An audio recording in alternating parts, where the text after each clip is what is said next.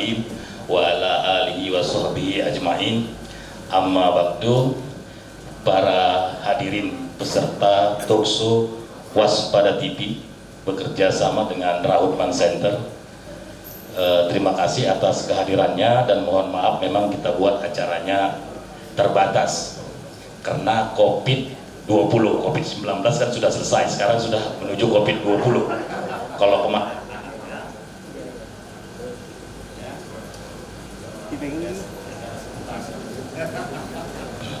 tes, saya pikir ada sabotase nih dari Ukraina. Sekarang ini sudah ibunya Omikron, jadi kita batasi lah sementara ya. Sebelumnya saya perkenalkan ini Gus.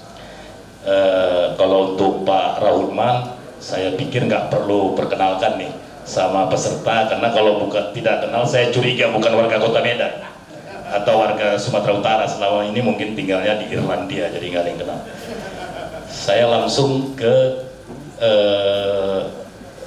ada Ketua MUI ini, ya, Ketua MUI Kota Medan, Kiai Haji Profesor Dr. Hasan Maksum Harahap. Oh, Nasution, Pak? Oh, saya pikir setiap yang di sini Arab, sorry. Pak Kiai, sorry Pak Kiai, saya ya Arab. Kemudian juga ini ada anak BEM tadi, Bang, nanti pas ketemu Pak Menteri bacakan lah Bang, siapa kami katanya. Pak, saya ini kena amanah, saya bacakan kan. Saya nggak tahu setelah saya bacakan, perkenalkan maksud mereka apa tujuan mereka, tapi saya nggak mau itu Gus. Ini saya bacakan aja. Di sini ada Rizky, Presidium Mahasiswa USU. Ya, oke. Kalau sudah berdiri tahu ya 2024 kemana ya. Jangan pesan-pesan aja, tapi begitu 2024 lari. Ini koordinator BEM wilayah Sesumbagun. Ya, kasih sikit sama Bang Rahutman di Nasdem, jangan semua diambil. Kemudian Gibran, koordinator BEM daerah Sumut, Gibran ini, Gus. Madi, Presidium Mahasiswa Cut Nyadin, ini presiden semua ini kita undang, walaupun masih presiden mahasiswa ya. Nah. Kemudian Hadi, Presma Pancabudi. Kemudian Ningsi, pacar Presma. Oh, nggak perlu nih, ini nggak ada Gus. Oke, itu dari mahasiswa. Kemudian dari tokoh-tokoh partai politik, kemudian dari pers. Selamat datang semuanya. Hari ini sengaja masyarakat Sumatera Utara itu mendengar Gus Halim datang ke Kota Medan. Gus Halim ini adalah Menteri Desa Transmigran, gitu ya. Beliau ini kakak kandung dari Gus Ami, Ahmad Muhammad Iskandar, Ketua Umum PKB, calon Presiden 2024 dari PKB, kan begitu. Makanya saya juga mau tanya ini Gus Halim ini datang dalam rangka apa? Atau sosialisasi tunda pemilu atau gimana gitu ya? Ya, langsung kita kalau Pak Rahutman, mungkin Gus Halim sudah kenal ya. Beliau adalah mantan wali kota Medan, tokoh Sumbagun. Kalau di Jakarta itu Gus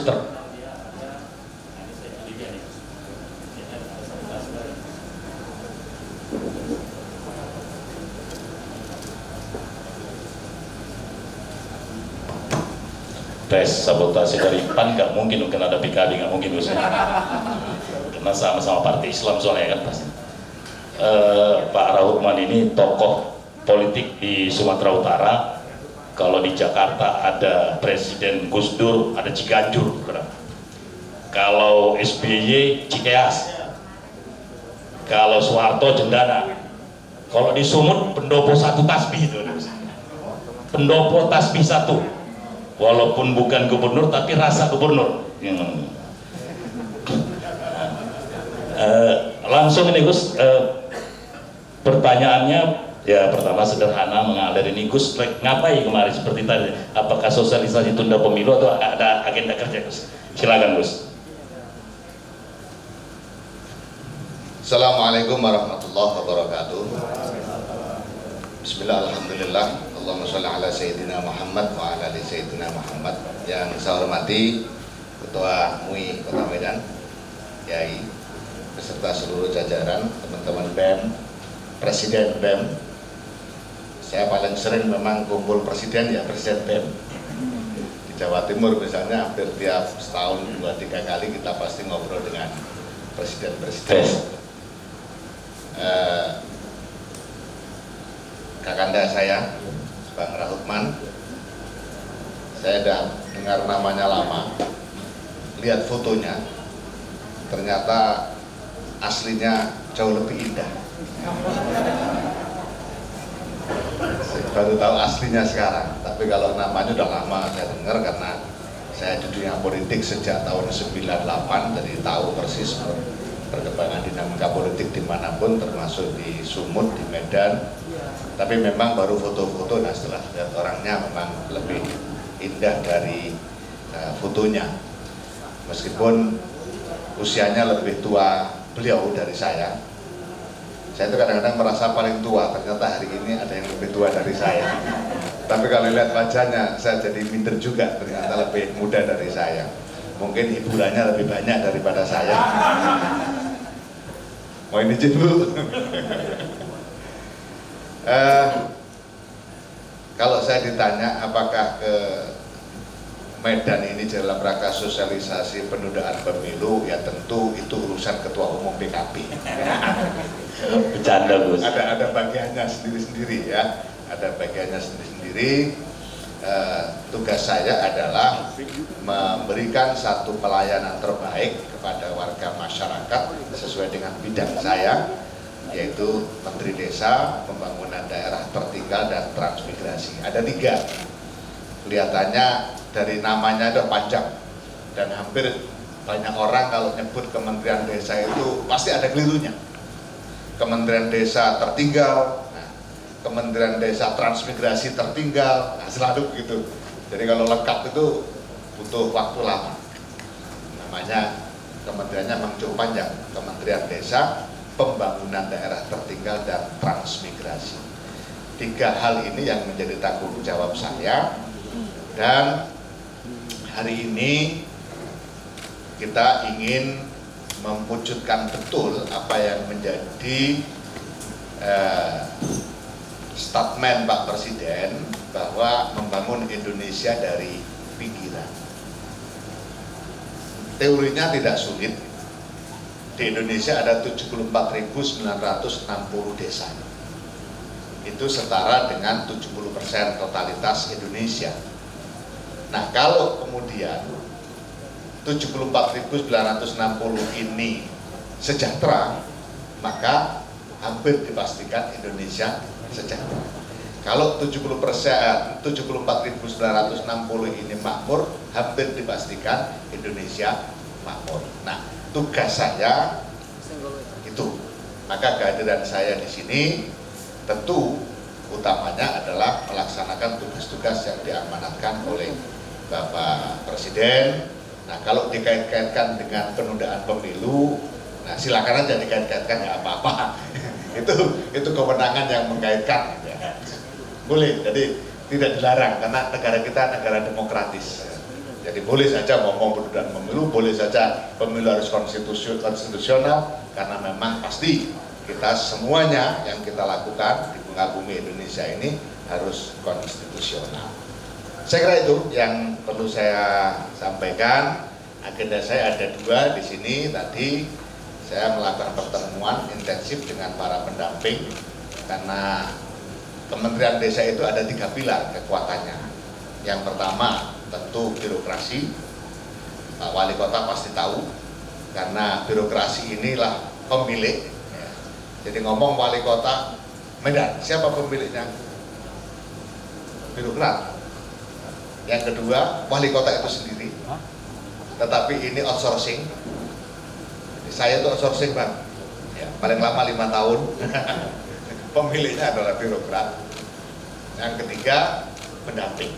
Karena proses pembangunan di desa, pemanfaatan dana desa secara maksimal, kesesuaian, ketepatan sasaran, itu salah satu cara kita mengawasi, cara kita mendampingi, cara kita mengawal adalah melalui pendamping desa.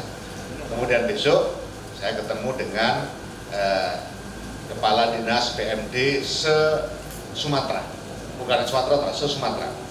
Kemudian Inspektorat se-Sumatera. Targetnya apa?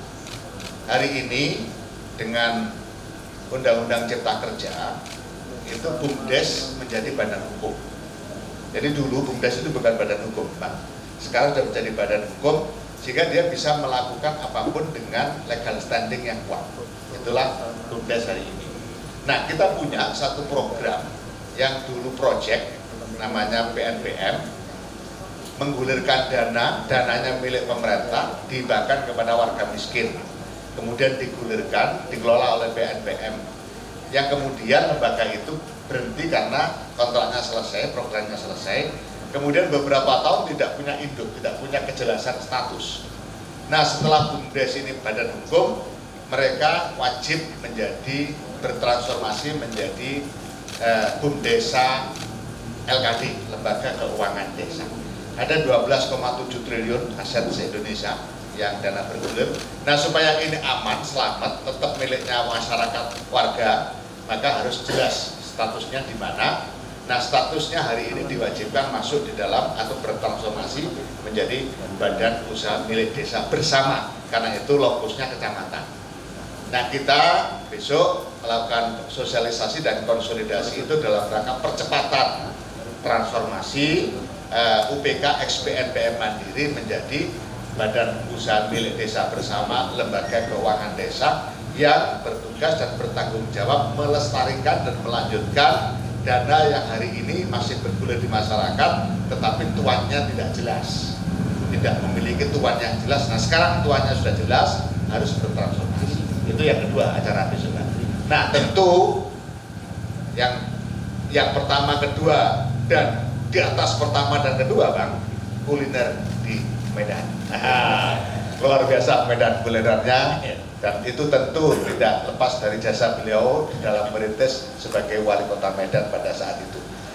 Hampir kayak di Eropa, betul tadi kita dengar. Sebagian sudah kita bawa kemarin. Oke, terima kasih. Jadi persis kayak di Eropa katanya tadi. Memang saya lihat keliling kota Medan, tempat-tempat kulinernya bagus-bagus, rasanya juga luar biasa.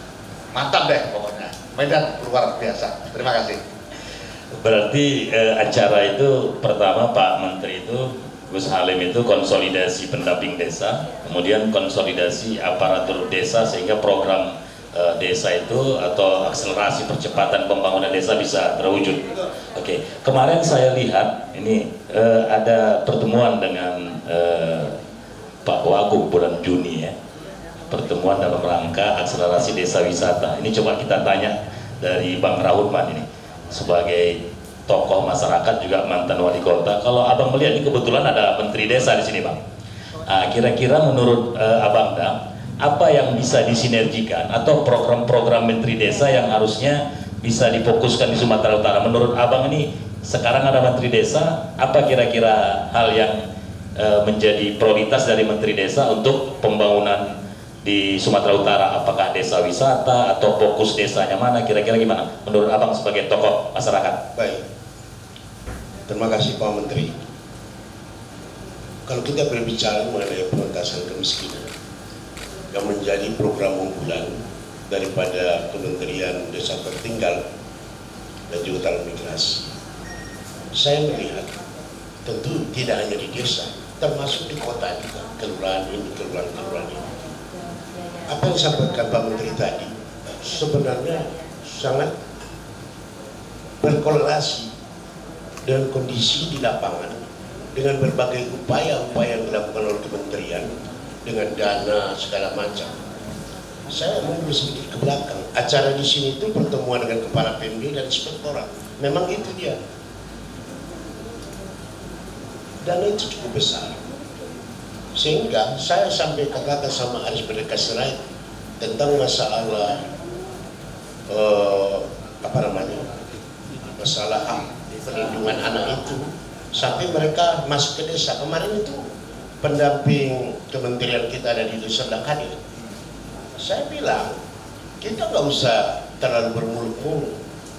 Tiap kelurahan itu kalau misalnya di Medan bisa kita mengatasi stunting dengan mengatasi lingkungan, Ini kan faktor gizi, kaitannya kepada ekonomi juga. Tadi Menteri bilang ada dana untuk itu, dana untuk modal dan sebagainya bergulir. Jadi di mana letaknya? Bagaimana kemampuan diskresi kepala daerah? Kuncinya kembali ke sana. Makanya memang Menteri capek. Karena ilmu ini nggak tambah, hanya saja malah ditambah dana, ditambah pendampingan dan sebagainya. Ini yang cukup kita hargai. Jadi kalau di Medan misalnya ada akselerasi masalah usaha-usaha peningkatan ekonomi, tangkahan dan lain sebagainya desa, saya kira ini kan harus disiapkan dulu. Apa yang bilang Menteri tadi, ini kan birokrasi. Pak Menteri outsourcingnya 5 tahun kita coba, kita penuhi. Jadi kita tidak harus kebijakan itu ada, pemerintah pusat memberikan dana yang sangat cukup untuk kalau itu dikelola dengan baik. Gimana kemampuan kita? Kenapa di Jawa berhasil? Kita jujur saja, jangan kita lihat di Sumatera Utara, di Jawa itu berhasil. Justru karena berhasil di sana makanya terapkan ke daerah itu supaya kita juga maju. Jadi di mana tuh kemampuan para aparat, kemampuan para lembaga-lembaga yang ada, pendampingan yang ada. Itulah saya tadi agak enak mendengar apa yang dikatakan Menteri. Saya mau pertemuan dengan inspektorat. Memang pengawasan itu harus jelas. Kalau tidak, coba Pak Menteri, contoh kecil aja. Tiap tahun ada paket pelatihan kepala desa dari dana desa. Masa itu aja? Begitu besar anggaran itu. Padahal 25 juta aja. Misalnya kita untuk melakukan berbagai langkah untuk mengatasi stunting secara tidak terselubung begitu banyak. Makanya saya tegas waktu sama Aris Merdeka Selatan, itu yang perlu, bukan soal kita jadikan di mana kawasan terbuka tempat bermain anak. Apa dia bermain? Perlu gizinya juga. Sebab sampai sekarang bapak-bapak, ibu-ibu pun nanya anak-anak, udah belajar, pasti percaya gitu. Tidak pernah anak, udah main-main kau tadi nak. Nggak ada. Justru karena itu dengan jumlah penduduk misalnya untuk kota Medan ini harus tangkap, dan ini sudah saya sarankan kepada pemerintah daerah langkah-langkah yang seharusnya dilakukan. Begitu juga desa-desa.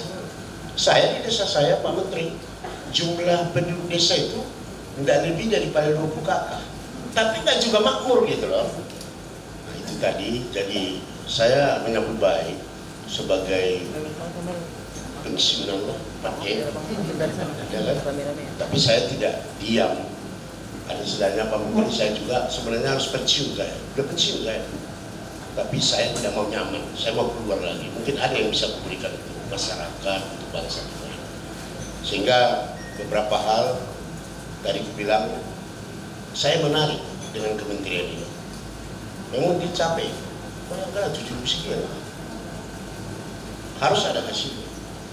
Dan beliau dituntut untuk itu 5 tahun. Kalau bisa dibilang 12 tahun, 15 tahun itu tidak ada masalah. Tapi 5 tahun dibatasi. Tapi Pak Menteri yakinlah, saya yakin dengan mulai saat Bapak mengemban Menteri ini untuk khusus pengungsi desa tertinggal ini, kita harus akui banyak hal yang kita capai. Khusus untuk Sumatera Utara, Abang, nah, kebetulan ini Pak Menteri di sini, yang menurut Abang kira-kira apa yang perlu dibantu Pak Menteri khusus untuk Sumatera Utara ini, dalam misalnya apa kira-kira? Saya kira Menteri sudah cukup, anggaran cukup, karena sekarang PMD ini dinasnya itu mampu menjabarkan. Ini kan masalah diskresi. Kalau monoton yang dari ini nggak bisa. Baru dibarengi dengan pengawasan. Itu mungkin itu yang dimaksud Pak Menteri. Harus jalan ini bersama-sama sehingga bisa menghasilkan sesuatu. Lakukan. Tidak usah dibuat kegiatan-kegiatan yang sifatnya enggak mempunyai makna. Contohlah pelatihan lah, inilah perlu pelatihan, tetapi lebih penting apa yang bisa dilakukan, terobosan-terobosan untuk bisa meningkatkan pendapatan desa dan sebagainya. Saya kira itu. Oke, terima kasih Abang. Ada yang menarik tadi dari Pak Rautman, katanya perlu terobosan-terobosan dari Kementerian Desa, dan saya lihat, saya baca, mohon maaf kalau salah Pak Menteri, ada aplikasi desa wisata itu saya baca. Itu kira-kira apa itu Pak Menteri? Karena tindak lanjut dari pertemuan dengan Gupsu kemarin juga ada mengarah ke situ. Ya. Sudah ya. Jadi Bang Rahutman, permasalahan mendasar yang saya rasakan kemudian saya dalami ketika saya pertama ditugasi Pak Presiden jadi Menteri Desa, itu hampir kepala desa, perangkat desa, apalagi rakyat itu tidak tahu desa itu mau dibawa kemana. Ini masalahnya. Dan kalau pembangunan desa ini mau dibawa kemana aja nggak tahu, jelas tidak akan ada satu capaian yang terukur. Nah dari situlah kemudian saya coba mengolah, mencari pola yang mudah-mudahan ini menjadi fondasi kuat di dalam pembangunan desa. Siapapun menterinya nanti ini akan menjadi fondasi. Maka dari pendalaman saya akhirnya lahirlah yang saya sebut dengan SDGs desa. SDGs desa itu upaya melandingkan model pembangunan yang dirumuskan secara global di PBB oleh 193 negara, kemudian di Indonesia diratifikasi dengan Perpres 59 tahun 2017. Nah, saya landingkan lagi ke desa. Harapannya adalah seluruh perangkat desa, kepala desa, dan warga masyarakat desa tahu desa ini mau dibawa kemana. Nah, ada 18 goals, adalah tujuan. Yang pertama, desa tanpa kemiskinan. Ini sudah saya uji coba. Kalau misalnya dana desa, dana APBDes, kemudian potensi di desa, potensi di kabupaten, kita kerahkan semua untuk mewujudkan desa tanpa kemiskinan. Kira-kira rakyat setuju enggak? Semua ngomong, itu yang kita cari, itu yang kita butuhkan. Yang kedua, tujuan yang kedua, desa tanpa kelaparan. Persis yang disinggung oleh Bang Rahutman tadi. Stunting, busung lapar. Seharusnya sudah tidak boleh ada di Indonesia ini yang namanya stunting, busung lapar. Kalau dulu zaman penjajahan bolehlah kita makan masih kekurangan gizi dan seterusnya. Nah sekarang stunting itu ternyata bukan semata-mata barang yang dimakannya nggak ada, tapi banyak juga yang stunting gara-gara cara penyajian makanannya yang keliru. Nah sehingga anak-anak itu tidak diberikan makanan yang bergizi sesuai dengan kebutuhannya, padahal sebenarnya cukup. Nah ini yang paling menarik adalah hasil penelitian, ternyata stunting tidak hanya menyerang warga miskin, tetapi juga kelas menengah karena ketidaktelatenan di dalam merawat anak. Nah ini yang kemudian menjadi perhatian kita. Oleh karena itu ada juga goals keterlibatan perempuan desa. Ini penting. Semua tahu bahwa kunci kemajuan bangsa ada di perempuan. Anak di proses pembuahan sampai kandungan sampai lahir semuanya ada di tangan perempuan. Tetapi perempuan masih sering tidak mendapatkan tempat yang layak di dalam proses perencanaan dan pelaksanaan pembangunan, utamanya di desa. Itulah makanya kemudian ada salah satu goals di dalam SDGs desa, keterlibatan perempuan desa. Supaya apa? Supaya segala permasalahan, duit bang kalau dipegang abang pasti nggak aman, tapi kalau dipegang ibu pasti aman. Itu pengalaman saya juga pak. Kalau dipegang ibu pasti aman. Karena apa? Ibu bisa menahan diri untuk tidak membeli sesuatu yang tidak betul-betul dibutuhkan. Kalau abang pasti nggak bisa. Nah itulah makanya keterlibatan perempuan di dalam perencanaan, pelaksanaan, dan pengawasan pembangunan desa menjadi faktor penting. Desa pendidikan berkualitas ini juga menjadi salah satu goal tujuan di dalam SDGs desa. Nah satu lagi yang sangat penting, yang betul-betul ini hasil kreasi Kementerian Desa, yaitu tujuan yang ke-18. Kalau SDGs secara umum itu cuma 17 goal, Pak. Tapi untuk SDGs 18. Kenapa? Karena di sana saya masukkan kelembagaan desa dinamis dan budaya desa adaptif. Intinya, jangan sekali-kali merencanakan dan melaksanakan pembangunan di desa yang tidak bertumpu pada akar budaya. Kearifan lokal. Ini kekayaan kita, inilah Indonesia. Itu yang terus saya tekankan di mana-mana. Jangan sok kemudian karena kita terpengaruh media sosial dan seterusnya kemudian merancang pembangunan yang keluar dari atau tercerabut dari akar budaya setempat. Itu harus kita hindari. Itulah makanya di goals yang ke-18 kita tegaskan kelembagaan desa dinamis dan budaya desa adaptif. Nah, mudah-mudahan fondasi yang saya bangun ini nanti bisa menjadi rujukan di dalam pembangunan desa sampai kapanpun, karena ini berkelanjutan. Makanya namanya Sustainable Development Goals, tujuan pembangunan berkelanjutan. Nah, kenapa kemudian saya tidak menggunakan istilah baru, tetap saya kasih judul SDGs, cuma saya tambahin desa supaya dunia global juga tahu bahwa desa-desa di Indonesia memiliki arah kebijakan pembangunan yang konkret, detail, dan levelnya desa. Karena level desa, maka datanya juga harus data desa, data mikro. Kalau ngomong kemiskinan di kota, Bang, itu imajinatif. Apalagi ngomong kemiskinan di Jakarta, imajinatif. Tapi kalau ngomong kemiskinan di desa, ada di pelupuk mata. Tahu, ini orangnya, gini kondisinya rumahnya. Tapi kalau di Jakarta, kita ngomong kemiskinan imajinatif sehingga tidak merasakan. Buktinya apa? Kita ngomong kemiskinan, depannya stick. Nah, kita ngomong kemiskinan, depannya buah-buahan yang mewah-mewah. Kita ngomong kemiskinan, depannya makanan berlimpah. Itu yang saya sebut ngomong kemiskinan di Jakarta, imajinatif. Tapi kalau ngomong kemiskinan di desa, ada di pelupuk mata. Oke, Gus, tadi panjang lebar Gus jelaskan tentang arah tujuan pembangunan kebijakan desa. Ada 18 goal ya. Sebelum nanti saya ke Bang Rahutman, mungkin bisa memberikan tanggapan atas yang dijelaskan oleh Gus Alim tadi. 18 goal itu, ini kan sudah 3 tahun berlangsung, Gus ya. Artinya yang diratifikasi, artinya Indonesia punya kewajiban untuk mewujudkan 18 goal tujuan tadi itu.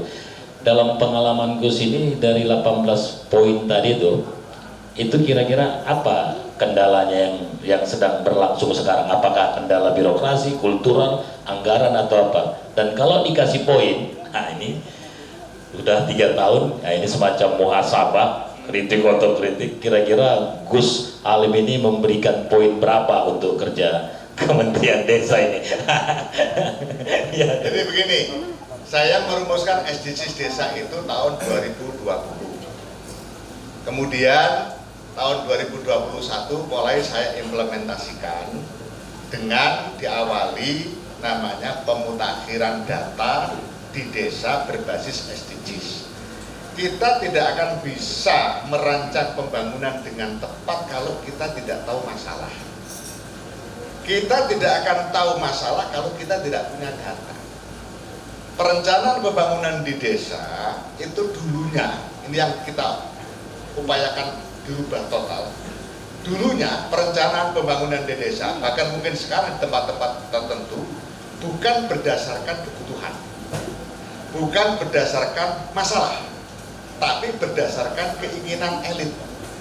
Maka kalimat yang dipakai di dalam musyawarah desa adalah kepala desa ngomong, saya kepingin bangun ini. Akhirnya stuntingnya tinggi, tapi duitnya dipakai bangun jalan. Nah, itu tadi yang disinggung oleh Bang Rahutman. Betul banget. Karena apa?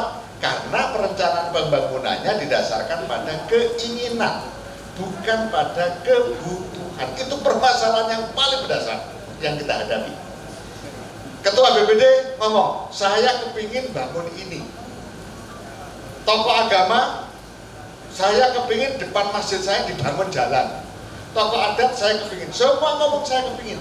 Tidak pernah memikirkan apa sih masalahnya. Nah, kenapa mereka tidak tahu masalahnya? Karena mereka tidak diajak untuk menggali masalah. Nah, itulah makanya saya mulai tahun 2021 kita melakukan pemutakhiran data berbasis SDGs desa supaya apa? Supaya tahu masalah. Utamanya kemiskinan. Kalau di desa ditanya, Pak Kepala Desa, Pak Kades, berapa sih warga miskin sampean? Banyak. Itu artinya tidak punya data. Nah, ke depan saya kepingin, berapa warga miskin sampean? Dulu pertama saya dapat sekian, sekarang sekian. Kades ditanya, berapa penduduk sampean? Sekarang sekian. Ini data kemarin, 2 hari yang lalu. karena ada yang meninggal kemudian ada yang pindah. Nah, itu kalau di desa bisa. Nah, ini pengalaman wali kota. Yang namanya data kita sekarang ini nggak pernah ada yang benar. Kenapa? Karena masing-masing punya data sendiri. BPS punya data sendiri, BKKBN punya data sendiri, Kemendes punya data sendiri, Kementerian Sosial punya data sendiri. Kalau ditanya berapa jumlah miskin di Indonesia, Kemendes jawab A, Kemensos jawab B, BPS jawab C, beda-beda. KPU jawab lagi lain. Kalau jawab lagi beda. Nah, saya mencoba untuk memberikan jawaban yang paling rasional. Kalau ditanya, berapa sih warga miskin di Indonesia yang sebenarnya? Jawaban saya singkat, tanya ke desa. Desa lebih tahu. Karena apa? Di pelupuk mata, bukan di imajinasi. Berapa stuntingnya? Tanya ke desa. Nah, kita beri ruang desa untuk terus membenahi diri, karena pada hakikatnya desa itu bisa ketika kita beri kepercayaan. Kalau desa yang tidak kita beri kepercayaan tidak akan pernah bisa. Nah, oleh karena itulah maka dengan SDGs desa, kemudian pemutakhiran data berbasis SDGs, kita bantu dengan sistem SID, sistem informasi desa. Di situ akan muncul rekomendasi-rekomendasi permasalahan. Misalnya penyelesaian kemiskinan di desa ada dua, miskin ekstrim dan miskin tidak ekstrim. Miskin ekstrim dibagi dua, miskin ekstrim yang sudah tidak mungkin diberdayakan. Ini loh yang kadang-kadang kita itu keliru. Selalu ngomong penyelesaian kemiskinan, pemberdayaan. Nanti dulu, miskin yang bagaimana? Kalau sudah manula, hidupnya sendirian, berpenyakit kronis dan menahun misalnya, terus kita ngomong pemberdayaan, itu omong kosong. Ini adalah tanggung jawab negara, harus hadir. Harus hadir. Gak bisa kita minta pemberdayaan, bisa sudah. Kita harus berpikir bagaimana beliau tiap hari bisa makan sehat, rakyat tetangganya memikirkan, desa memikirkan, kabupaten memikirkan, negara hadir. Ini yang namanya kemiskinan ekstrim kategori 1 kalau saya mengistilahkan. Nah, baru ketika kemiskinan ekstrim yang usianya produktif, sehat, itu baru kita ngomong pemberdayaan. Jadi jelas. Kemudian kemiskinan pada batas kemiskinan, ini juga harus beda penanganannya. Yang ini sudah batasnya sangat tipis sekali untuk lepas dari tingkat kemiskinan. Nah, hal-hal seperti ini kalau kemudian kita tangani di desa, itu akan lebih detail, karena itu tadi, urusan kemiskinan ada di pelupuk mata. Oke, berarti saya simpulkan, program sudah berjalan, tetapi beberapa kendala itu salah satunya adalah mindset, ya. Mindset dari ujung tombak aparatur desa yang selalu program itu bukan berbasis data atau kebutuhan, tetapi berbasis kepentingan subjektif, gitu loh ya. Sehingga seringkali program-program yang dijalankan dalam rangka goal yang 18 itu tidak terwujud karena memang berbeda antara data dan kebutuhan. Oke, kira-kira begitu. Ya, jadi makanya harus sabar. Namanya transformasi itu memang harus sabar. Dari pola pikir tanpa data, dari pola pikir keinginan menjadi pola pikir dengan data, pola pikir kebutuhan, pola pikir permasalahan. Sehingga ke depan yang saya bayangkan, perdebatan di desa tidak lagi berdasarkan saya ingin. Tapi ini loh, warga miskin kita tuh masih sekian banyak. Masa kita mau bangun barang-barang yang tidak perlu, yang tidak bersentuhan langsung dengan itu. Ini loh, warga miskin kita sudah tinggal 5%. Nah, kalau tinggal 5%, oke lah, ayo kita selesaikan tuntas tahun ini, sehingga target tahun depan tidak ada lagi warga miskin di desa kita. Nah, jadi kalimat-kalimatnya selalu berbasis data. Kalau itu harapan kita ke depan. Kalau kata Mao Zedong itu, tidak ada hak orang yang bicara, orang yang tidak punya data. Iya, betul. Oke, kita kembali ke Bang Rahurman. Bang Rahurman ini kan juga pernah punya kewenangan, walaupun mungkin ini di tingkat kota, tapi kurasa bersamaan lah itu problemnya Bang Daya. Di tingkat Kementerian Desa itu, program itu ada mindset aparatur ketika melaksanakan program itu lemah. Nah, kalau di tingkat ketika Abang memimpin waktu menjabat wali kota, apakah hambatan-hambatan yang dialami oleh Gus Halim ini juga pernah terjadi, Abang Dan? Sampai sekarang belum selesai. Oh.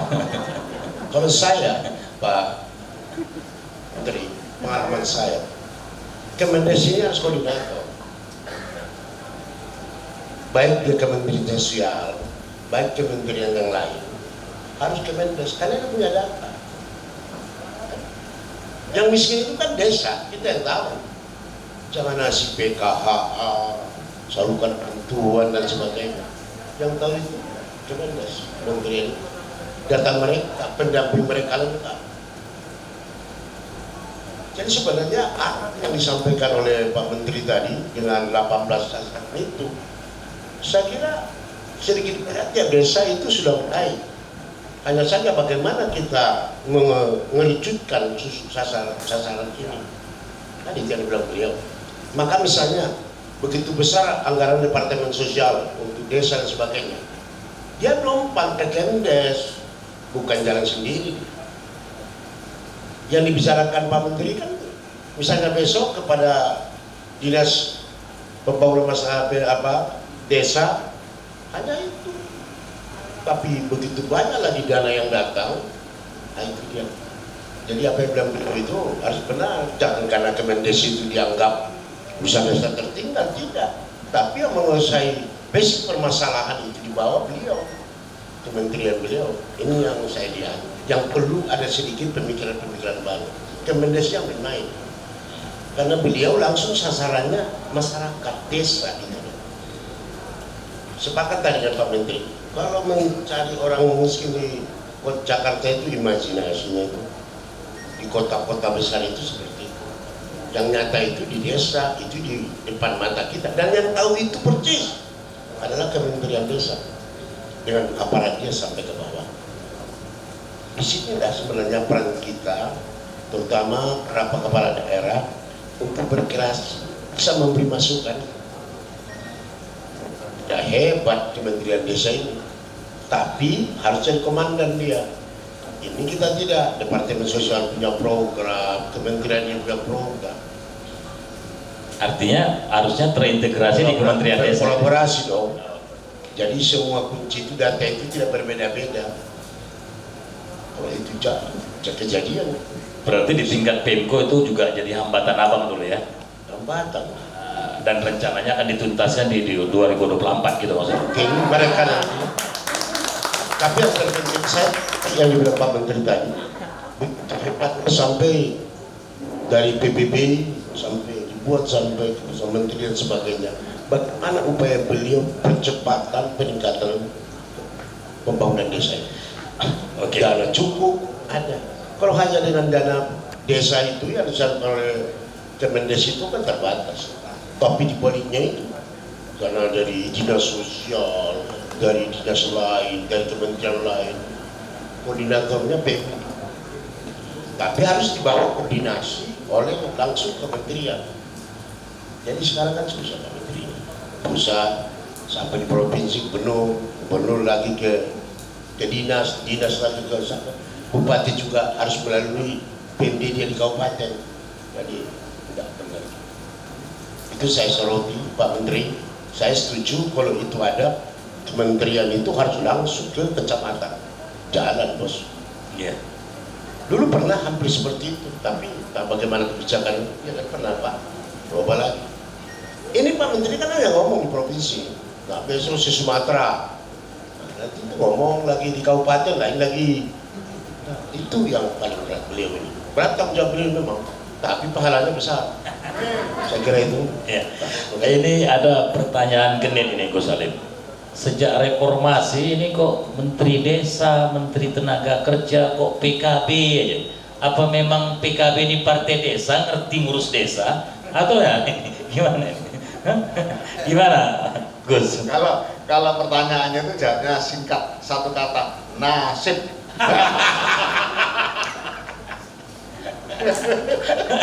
Oh gitu Gus ya. Tapi kan memang yang NU itu lahir kan memang di desa-desa. Jadi lima presiden itu setelah reformasi tahu ngurus orang desa harus yang pernah di desa. Gak mungkin orang desa diurus orang kota. Makanya PKB selalu Menteri Tenaga Kerja, Menteri Desa selalu dikasih PKB. Jadi solid sampai sekarang dia Gus. Oke. Yang terakhir ini Gus. Nanti terakhir ke Gus, kemudian ke Bang Rahutman. harapan dan himbauan Gus sebagai Menteri Desa ya tentang ke stakeholder terkait lah berkaitan dengan akselerasi program yang 18 itu tadi. Kira-kira apa Gus ke stakeholder? Bisa masyarakat, desa, alim ulama, tokoh, ya kan? Oke, silakan Gus. Nanti begitu juga ke Abang Daya. Apa? Jadi singkat saja harapan saya, percaya ke desa, karena desa bisa. Itu aja. Karena kalau kita percaya ke desa dan desa memang nyatanya bisa, semua masalah kemiskinan, pendidikan, ketertinggalan, kemudian kondisi lingkungan, misalnya di SDGs itu ada desa peduli lingkungan laut, ini untuk yang desa pesisir, desa peduli lingkungan darat, kemitraan desa, itu artinya bicara tentang IT, jadi sudah lengkap. Nah, mereka sudah tahu dan mereka tentu akan paham apa yang harus dilakukan kalau kita berikan ruang. Nah, keberadaan SDGs itu harapannya adalah menjadi roadmap, sehingga kalau kita melihat sebuah puzzle, tatanan puzzle gitu, PUPR melihat itu ada lubang-lubang yang perlu diisi karena misalnya infrastrukturnya masih lemah banget padahal pertaniannya bagus, maka datanglah PUPR ngisi puzzle yang kosong, Kementerian Sosial datang ngisi puzzle yang kosong. Nah, kalau kemudian roadmap yang kita bikin ini nanti menjadi sinergis dan kolaboratif dengan sebuah kementerian, maka saya sangat optimis 2030 desa akan memberikan kontribusi terbaik bagi kesejahteraan bangsa dan negara. Saya kira itu. Ya, kita beri plus loh ke Abang Dan, apa himbauan ke stakeholder terkait program-program Kemendes? Saya setuju. Berikan otonomi desa yang benar. Jangan terlalu intervensi.